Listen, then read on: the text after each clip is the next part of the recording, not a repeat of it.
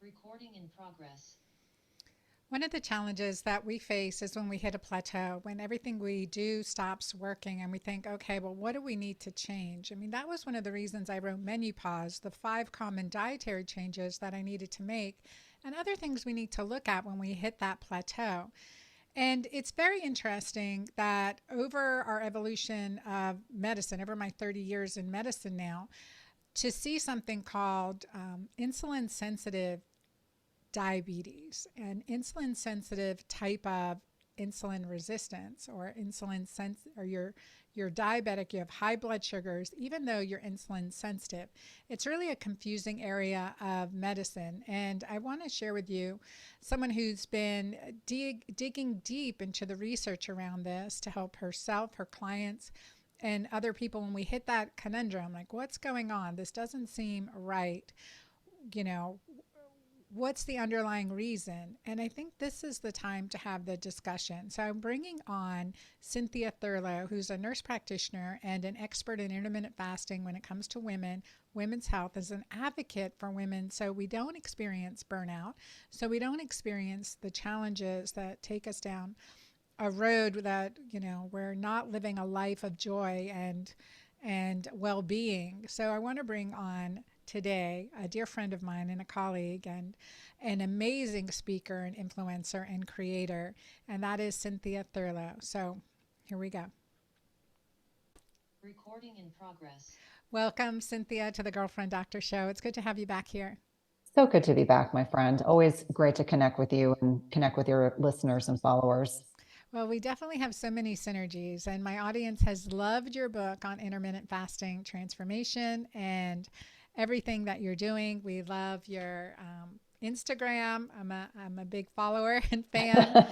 You'll see my likes periodically showing up, and I just love how you present and share your message with the world. And I have introduced you prior to bringing you on here to talk about insulin sensitivity and this whole conundrum, like what the heck is going on with this? And before we dig deep into that, just to share some of your backstory on how you're working to conquer some of these metabolic flaws that our bodies can experience. Yeah, no, thank you for that. I think that over the last 20 plus years, I've either worked in cardiology as an NP or I've really been in this metabolic health space. And I jokingly say, but I mean this enthusiastically, that metabolic health is wealth. When we know that only 7 to 8% of our given population is metabolically healthy, that really speaks to the fact that we as a population are doing things that are impacting our ability to remain insulin sensitive, meaning that our bodies can effectively utilize this hormone in a way that allows us to use different types of fuel substrates, so using carbohydrates or fats as a fuel source. Unfortunately, in our hedonistic, culture of getting access to food any time of the day, anywhere we are, whether you're in an airport, a gas station, your grocery store, we've conditioned our patients to believe that we need to eat frequently in order to stoke our metabolism, in order to maintain our metabolism. And I'll be the first person to say that from my perspective, this frequent eating has really contributed to a lot of metabolic health issues, not just insulin resistance, diabetes, but things like polycystic ovarian syndrome, infertility issues, really looking at cardiovascular disease, non-alcoholic fatty liver disease or NAFLD, a whole slew of metabolic health issues, and later seeing in individuals their cognitive and neurocognitive health declining. So looking at Parkinson's and dementia and Alzheimer's really is a byproduct of lifestyle medicine. So from my perspective, the most important information that we can convey to our patients and to our listeners and to our clients is helping them understand how sleep and stress and nutrition and meal frequency and macros and exercise have tremendous impact on our health and our longevity. And I think for many people, and certainly I used to hear it in cardiology all the time, people make assumptions. Oh, it's common to be obese and overweight by X age. It's common to have aches and pains. It's common to have poor sleep, and how so many of us have been conditioned to accept these things.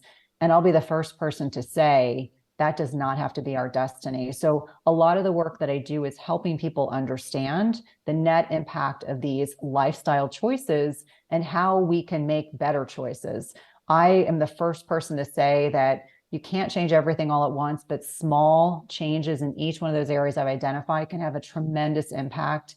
And the thing for me that is incredibly gratifying, as I'm sure it is for you too, when we have patients that can stop taking medications because their blood pressure is normalized, they're no longer diabetic, they no longer need to be on lipid lowering medications. Maybe they're in a position now where their thyroid has improved so much that they can get off thyroid medication. Unfortunately, I'm not one of those people. However, I think it's really helpful when we can reduce the amount of prescription medications our patients are taking even.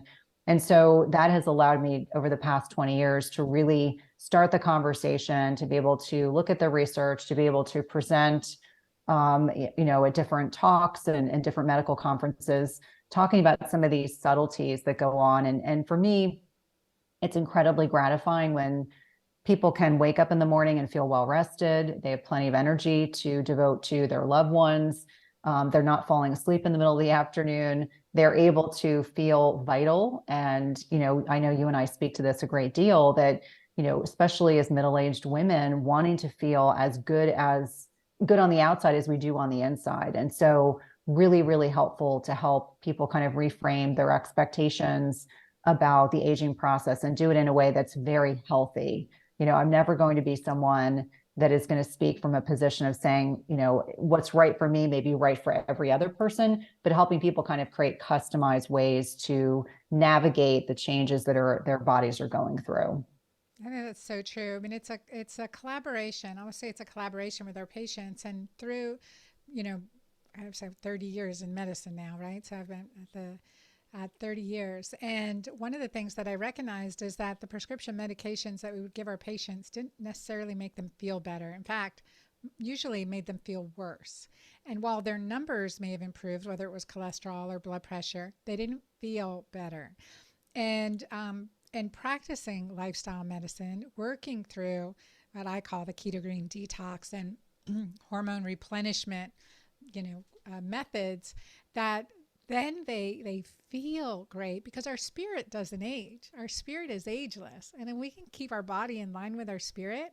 That's where all the passion comes from. And that's everyone's right. And it's often not it's not big changes, like you said. It's the little things. And I always say it's the one next right step at a time to keep it simple. Yeah. And I think for so many people, right now there's this kind of backlash. I don't know if you've been noticing on social media, whether it's Paulina Poroskova, who's still a beautiful woman in her 50s, Justine Bateman, who just wrote a book talking about navigating the aging process. Which, speaking of which, they're in this 60-minute UK story together really on aging, right? It's, they did this 60 minutes from UK or Australia. Sorry if I got that wrong. But it's a beautiful documentary on their journey and how they're embracing their aging. And it's not, right, like you said, not without backlash. There's a tremendous, and it's interesting because I follow both of them on social media. They both have beautiful spirits and a beautiful message.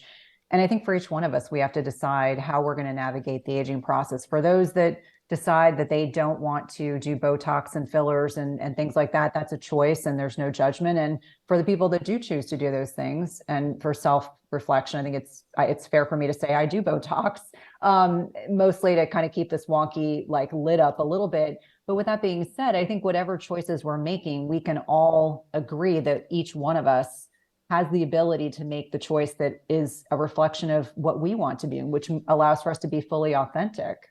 And then we have the opposite end of the spectrum with I love Madonna. But what has she done to her beautiful self? It's no longer authentic. And there's that trade-off, why? I was asked why did we go to that extreme? And I used to own a med spa. I used to do Botox and administer fillers and all that good stuff, especially G-spot fillers. Still believe in those ones. But and then think, okay, well, sometimes the client would spend more on that treatment than they would on their health and nutrition. which is going to give you that beauty from the inside out and that radiant glow that's long lasting.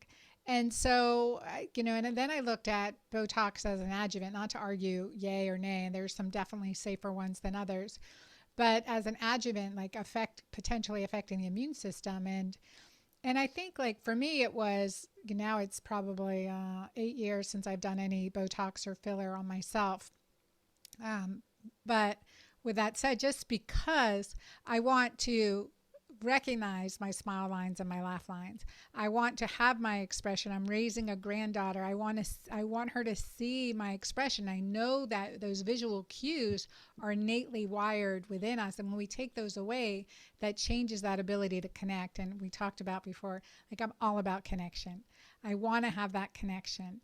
And so it's interesting. I'm not saying I'm never going to do it again. I'm not saying that. Don't hold me to this. But, like, at least for now, in the long term, I do my topical skincare regimen, my hormone replenishment, my supplements, my detox, my intermittent fasting, sometimes extended fasting, and I do a lot of feasting in between. That's for sure. Yeah, and I think it's all about balance. It's such a personal decision, and I agree with you fervently that there are definitely some extremes where people have really gone to one extreme or the other, and they don't look anything like they used to look. And I don't, and would not imagine that they're probably happy with that decision. But once something's been done surgically, sometimes it's very hard to reverse or correct it. So I always look at people like that with tremendous grace. I'm like, they probably thought that was a good idea at the time, and then after the fact, we're like, dang, there's not a whole lot you can do after the fact. But I also think that there has to be some degree of acceptance. Like, when I look in the mirror, sometimes I'm like, whoa, because I feel 30 in my body. You're so gorgeous. You're so kind. I feel 30, but sometimes if you don't have a great night of sleep or wake up in the morning, you're like, dang, where did that come from? But, what's the alternative, right? And especially because I have boys, I want them to understand that, if you look at pictures of Dad and I from 20 years ago versus now, we look different, but not in a bad way. It's just, that is the natural evolution of life. And I don't think anyone wants to see their mom or their grandmom looking like they're 20 years old. So I think there has to be this kind of happy medium of acceptance of, where you are in time and space, but also feeling young and vital and happy. And as you mentioned, the most important thing is connection. All that oxytocin is so important in our lives. And I think for many people, they get fixated just on the exterior and not enough internal work. And that's the most important work, is what we do in terms of, supporting ourselves spiritually, mentally, physiologically.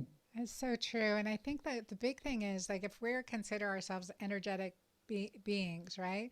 We have a magnetism or repulsion energy, right? Depending on the frequency. So self-love is the highest frequency. We can say that. And this is one thing that we've been doing regularly in my Girlfriend Doctor Club community. So we get on video every couple weeks. And the thing that we've been working on is, when we look at a mirror, that we look at ourselves with love and a grace. Like, when you see that you're going to be walking by a mirror, that you're reprogramming to look at what you love about yourself, to reprogram your mind. So the first thing is that you're really focusing on your positivity. And, like, the thing, like, I would say, I can look in the mirror and say, God, I look old today. No, instead I go, I'm dehydrated today. Let me drink some more water and minerals, right? I think there's that piece, which is so funny. So, drink some minerals and water. Like, how do we look at that in concept? Or, one of the things that I teach too is a word that makes you smile, because at the end of the day, we're going to have lines, and we want them to be smile lines and laugh lines versus frown lines. And I'm a great observer of people. And I think it's because I went to osteopathic med school, and they'd make us sit and watch people walk and watch their body and their expressions to see, are they in pain? Are they off? Where is their lack of alignment? What are they, injuring to? And then I trained in Egypt, in Alexandria, at a hospital there, and they didn't have all the diagnostic tools that we had. So the physicians there just blew me away, because they could see someone and say, this is their diagnosis. I mean, it was just profound to be able to have those clinical cues that our body's telling us. And it starts with like part of it is that our body is expressing what's happening internally, whether it's through, disease process or it's internal thought processes. So changing our internal thought processes, it's really, I think that's been a part of my discipline, certainly, to when I go to look at myself in the mirror, to look at what I like, to focus on what I like, the compliment, and prepare to give myself a compliment versus a criticism. That has not been easy, Cynthia, I'm telling you. Well, I think all of us, I mean, that reframe is so important. I know that there's that internal dialogue. We all have bad days. And I think for me, it's so important to make sure that I reflect a healthy kind of internal dialogue within my family, because I have teenage boys. And yes, opposite gender, but still equally important for them to understand, because I'm the first kind of female figure that they've had in their lives. And so I want them to understand that, yes, women over time will look different, and that's not a bad thing. Can I run as fast as I did when I was 17? Absolutely not. Am I okay with that? Yes. But there's so many other things that I can do now that I couldn't do before. And so I think it's important for all of us to really reflect on how people are perceiving how we are navigating these changes in middle age. Like I have so many girlfriends, although not many, that will say, oh, I've got, my hands ache every morning, my feet ache every morning. I'm not receptive to taking this medication. My sleep is really poor, and how much that impacts how they move, how they perceive their world, how they can interact with others. Because if you're not well rested, you're not going to be as patient. You're not going to be as tolerant. You're not going to be as sharp mentally as you would like to be.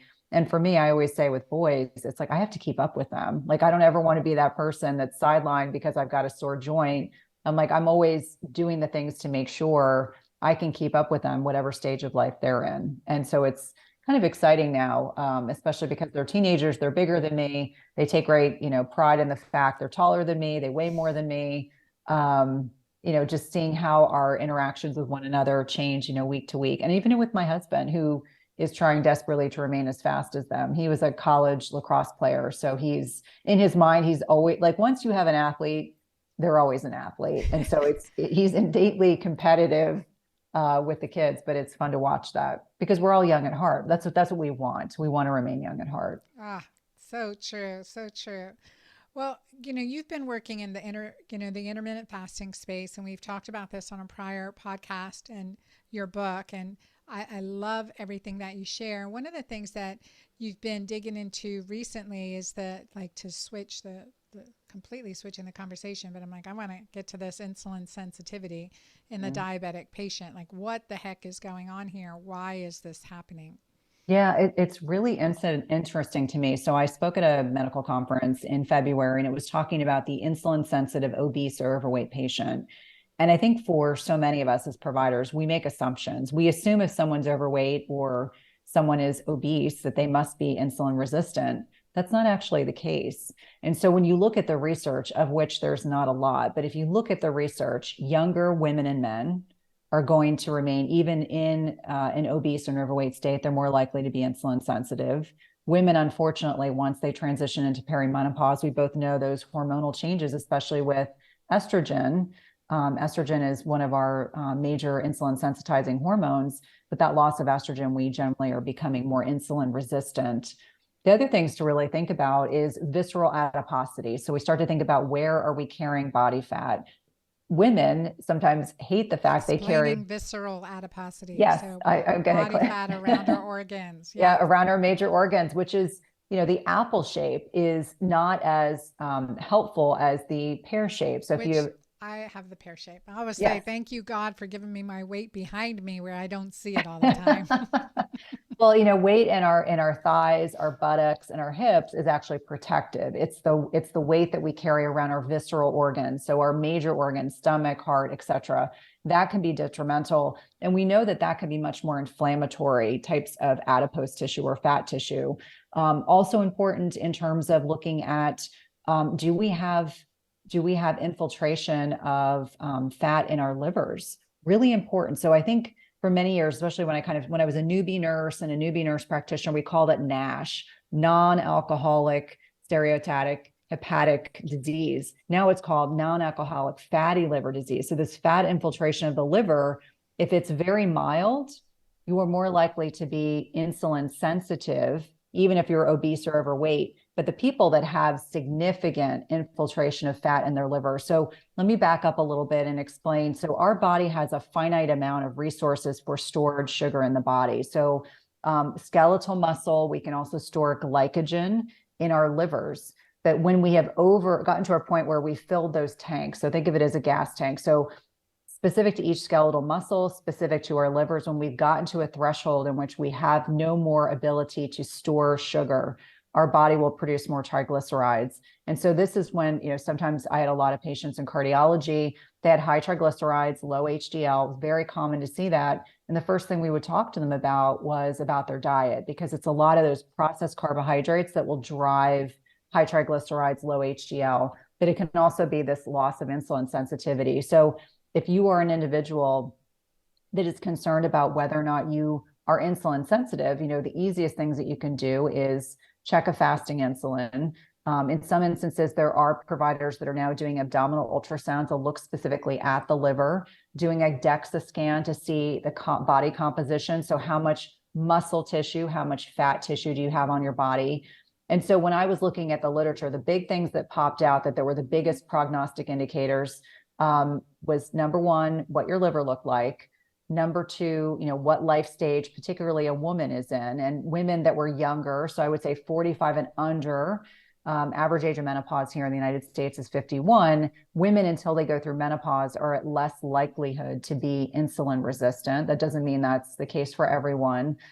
Physical activity plays a large role. So if you're sedentary, if you're doing a lot of sitting and not a lot of exercising, and understanding that each time we walk or we move our bodies, our muscles are using up stored sugar. So understanding that's one way we can kind of mitigate our blood sugar response is actually being physically active.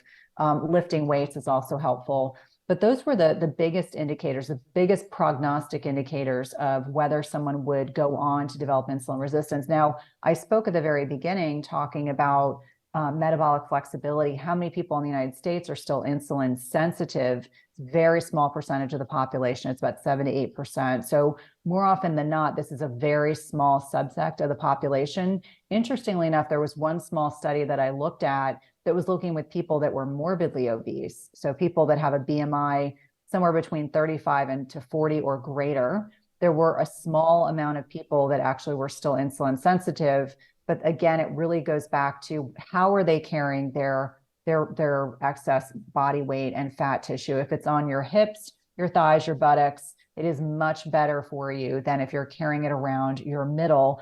And, we used to have a lot of patients in cardiology that would say that their inseam was shrinking as they were getting older. And they would joke about this, but really it was that their waist was getting so large, they had to keep dropping their pants to get underneath their bellies. So understanding that visceral adiposity, that fat around your abdomen, is really a poor prognostic indicator for insulin sensitivity. But those were the major things that we found. It was really interesting to kind of dive into that research because it is such a small amount of individuals that are impacted by that. And we know that things like sleep quality, managing your stress, hormone replacement therapy, if that's important and helpful for you. And again, that's very bio-individual, but I know you and I are both very pro HRT, really looking at meal frequency. So someone that's eating, 6 to 10 times a day is very likely not going to be as insulin sensitive as someone who eats 2 or 3 times a day. And so much of that is a reflection of the macronutrients we choose to consume. So if you're eating a lot of processed carbohydrates, you're eating very little protein, you're eating a lot of inflammatory seed oils, you're going to have a much more exaggerated insulin response than if you're having protein-focused meals, healthy fats, and the right types of carbohydrates. I know both of us are not anti-carb, so I want to make sure I provide that distinction. It's the quality of the carbohydrates. And certainly if you are insulin sensitive, you can get away with more carbohydrate intake. But those were the kind of the big takeaways from the research that I looked at. And I'll definitely make sure that I will share those articles with you so you can include them with this podcast episode. Yeah, no, I appreciate that. Plus, the thing that you've been focusing on now is a couple different amino acids inositol and carnitine that are beneficial for muscle building and mitochondrial function and metabolism. So let's talk about that and why those are great to add into our nutritional regimen in Yeah. isolation. Yeah. Yeah, no, I love creatine monohydrate. And so this is one of the most researched supplements or ergogenic aids that's out there. It's very safe. What's interesting is women have less endogenous, meaning our body makes less creatine than men. So we make 70 to 80% less. So just at the starting point, we actually benefit enormously from taking supplemental creatine monohydrate. Women that are still menstruating, we know that there's research that demonstrates there are certain times in a woman's menstrual cycle where they need more creatine than others. The other thing that's very helpful. So is that during ovulation that they need more creatine? Yeah. Yep. And so the other thing that's really interesting is sarcopenia, this muscle loss with aging. It's not a question of if, but when. And so helping women understand that we want to maintain lean muscle mass throughout our lifetime. And if you're not working against this, it will happen faster than you can imagine. So at the age of 40, we're starting to lose more muscle than we're gaining muscle. And so I typically describe it, for those that are very visually oriented, young muscle is like a filet mignon. And older muscle is like a ribeye, right? Both are delicious. Both are very different. Filet is mostly muscle, and a ribeye is marbling of fat with the muscle. And that's what starts to happen. We start replacing adipose tissue with the muscle tissue. And so when we have less muscle, we start losing insulin sensitivity. And so very, very important to utilize things like creatine. And they're used in, if you are a female, it's 3 grams a day. If you are a vegetarian, a vegan, or a male, you can use 5 grams a day. Very safe at those doses. That will help replace these intracellular stores of creatine monohydrate. What I find for a lot of people, it also has some mental health benefits. So people feel, that, and obviously I'm not a psychologist, so I want to be careful when I use this terminology, can help with mood, can help with sleep quality. For me, the feedback that we've gotten about creatine monohydrate, it's really run the gamut, but we have people in their 70s that are lifting. Every time they go to the gym, they're able to lift heavy weights. We have a mutual friend, Sandy Scheinbaum, and she's been using creatine, and she's 73 years old, which is amazing. And so she talks about her gains in the gym and how much she can do in her leg press. And so these are really things that can be very beneficial. But I would argue for women that are middle-aged, even more important, because we have so much accelerated muscle loss, unless we are eating enough protein, unless we are lifting heavy weights, can really accelerate. So we want to maintain that insulin sensitivity. And then the other product that I kind of... Well, wait, I want to just say with creatine, that 3 grams per day, you want to do it every day for 5 days at least. Be very continuous with it to replenish those depleted stores, to really build up that reserve back. So that consistency, which is always my challenge, Yes. Cynthia, that consistency is really important. So Yeah, I've been mixing absolutely. it with Mighty Maca. I've been mixing your creatine monohydrate. I love it. It's clean. I've been mixing it with my Mighty Maca midday, just to make sure I'm getting that in, because that's something I always like. The thing I always do my Mighty Maca every day, so I'm going to add something else, or at least once or twice a day, so to make it easy for yourself to remember. Absolutely. And the thing that's really great about the creatine is it blends seamlessly. So I'll actually sometimes put it in my water with some lemon during my feeding window, and it blends seamlessly. So it's not chalky or powdery, which is really nice. And then the other supplement that for me has been a total game changer is Myo Acetol. And so this is something that our bodies can actually produce on their own. However, what's interesting is you look at the research on Myo Acetol, both of these supplements that we're referring to really impact the mitochondria, so powerhouses of our cells. But what I love about Myo Acetol, it has a lot of different uses. You can use it for insulin sensitivity. There's a lot of solid research in metabolic syndrome, PCOS, but it's also very helpful for sleep quality, both with sleep architecture, sleep onset, and also sleep duration.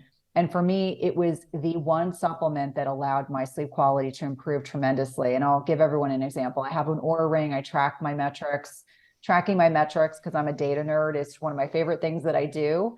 And so when I'm able to track my metrics, I could look like my deep sleep was doubling. We typically want to have at least 90 minutes of REM and deep sleep. all of a sudden I'm having 2.5, 3 hours of deep sleep. So Myo Acetol was improving my sleep metrics. And this is in conjunction with, I take HRT, I get plenty of exercise, I get sunlight exposure. I was doing all of those things. But for so many people, it helps with sleep architecture. And then the last aspect of Myo Acetol, and there's a lot of really good research. I'm getting ready to bring on a mutual friend to talk about this, mood disorders. So anxiety, depression. Dr. Roseanne's going to come on and we're going to talk about that because she uses it a lot in her practice. Oh my God, I can't wait to hear that episode Yes. because she's so great. She is Yeah. amazing. And actually, she was really excited when I said this is, the next supplement I'm going to do. But the amount of individuals that have reached out just to say, oh my gosh, I never realized my sleep quality could be that good. And these are people in their 30s, their 40s, their 50s, their 60s. So wide range of ages, especially for younger women when they're getting close to menstruation. So when they're having these fluctuations in progesterone and their sleep quality is kind of eroding anyway. Really helps kind of find that buffer. I have a couple women who've reached out, someone on my team in particular, who's like, I use it from the day I ovulate until I get my menstrual cycle. And like, I have no issues with anxiety, mood issues. I'm sleeping so much better. She's like, I'm so glad to no longer be taking prescriptive sleep aids. This is so much easier. So those two have really been, I humbly say, have really been instrumental in allowing me to continue to build muscle as a middle-aged woman and really improve my sleep quality, which for me, so important. So, and I think also monitoring, inositol has been around for a long time, Myo Yep. Acetol, and there's so much safety with it. The same Yep. with creatine, again, in Yep. moderate doses. And, um, and what both of these, like the angle that you took, there's sleep restoration, number one, and muscle regeneration and support. I mean, those are two things that's going to increase your natural growth hormone. So it'd be beautiful to watch your growth hormone shift, be able to check your IGF-1 and growth Yep. hormone levels over time to see, because we know that sleep and muscle are two things that increase our growth hormone. Healthy levels, as part of the aging well and resilience. so so yeah, I applaud you on these two, keeping it simple, right? Just keeping it simple, making it easy, keeping it clean, being able to trust the source of the ingredients. And because that's a challenge. I know from making my own products, like you've really got to be able to trust your source. And I appreciate the research and that and standards that you put behind these products. So I love them. I love them. I'm glad you're doing it.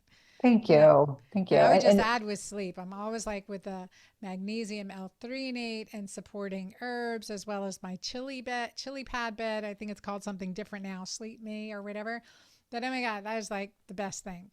yeah, no, and it's funny how I jokingly say that sleep has become an art form. And so for me, I know that at a certain time I take my Myo Acetol, I take a couple other things depending on, what my stress level is. And, for me, I jokingly was telling my husband that I just came back from LA. I was at a business event last week and I think I forgot to take progesterone 2 nights in a row. And I know we've talked about one night is fine. 2 nights, oh my goodness, I woke up in the middle of the night and I could tell my progesterone levels must have been pretty low because it was like the anxiety. I was like, oh my gosh, what's going on? And then I thought to myself, I forgot my progesterone. So Wow. definitely for me, that was not intentional. And normally I'm very, compliant, but it was one of those, I was like, I think I just forgot. And I was telling my husband, it's amazing. Once you have really good restorative, high quality sleep, when you don't, you're like, wow, how many people suffer with poor quality sleep? I cannot tell you how many healthcare providers have just reached out to me and said, I haven't slept well for 10 years. And I'm like, oh my gosh, you're not dealing with babies.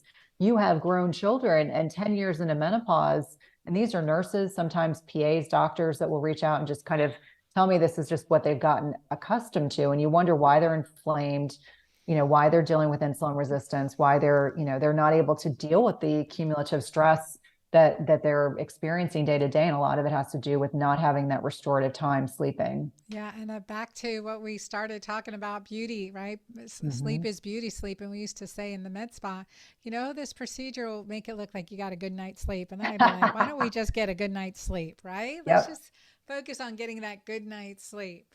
So thank you so much, Cynthia, for being here on the Girlfriend Doctor Show today. And I'm just going to, go through a couple of the highlights from our conversation today. And and just talk about a couple of the key points. And first of all, thank you so much for being here and being a girlfriend on the Girlfriend Doctor Show and sharing your information so generously and everything you do. And I love that you said the metabolic health is wealth, right? And that frequent eating contributed to metabolic diseases, because how often have we been told, 3 meals, 3 snacks, and we know that that is destructive to our metabolism and we need to stop that. There's no good reason for that. And then talking about like our look, how we look in the mirror, we need to reframe that internal dialogue and really maintain that youthfulness at heart. We got deep into some science with insulin sensitive, obese or overweight patient and how fatty liver, lifestyle, certainly it's lifestyle, diet, but also hormone disruptors that contribute to that. And to look at 3 things like in evaluating this issue is what does the liver look like? What are the ages and what's the physical activity? And when we address those 3 things, we can get to some of the root causes to recreate, to support metabolism and metabolic health. And then digging deep into sleep quality and how Myo and Acetol can really help with that. Helps with insulin sensitivity, which many people, again, there's the very few, a dwindling number of insulin sensitive people around the world. And that Myo and Acetol can help with mood and anxiety and sleep structure. And the benefits of creatine monohydrate, 3 grams per day is the magic number loading dose to help with building muscle and maintaining muscle and mitochondria as we age. So much great conversation with you today. And I want to thank you so much for being on the Girlfriend Doctor Show. And you guys check out Cynthia Thurlow. Please follow her on Instagram and your website and we'll put links below to get your product, to get your creatine and your Myo and Acetol. We'll put direct links in the show notes, but tell our audience where they can connect with you. Yeah, easiest way to connect is on my website. So www.cynthiathurlow.com. You can get access to Everyday Wellness Podcast, where Dr. Anna has been a guest several times. You can check me out on YouTube, Instagram, Twitter. Be forewarned, I'm a little snarky. And then I have a free Facebook group called Intermittent Fasting Lifestyle / my name that men and women are welcome to join. But that's probably the best place to find me. And you can get a direct link to my book, Intermittent Fasting Transformation, the first book written by a clinician for females as it pertains to fasting. Thank you. Thank you, Cynthia. Thanks for being here. And for everyone, thank you so much for being part of the Girlfriend Doctor community. Thank you for sharing and liking this episode and leaving your reviews. That makes us increase our exposure to so many people. We're at almost 2 million downloads for the Girlfriend Doctor Show. And I'm so honored, and I couldn't be here without you and amazing guests like Cynthia and so many others that have graced their time generously. So thank you guys for being here. More next time. God bless you. Thank you.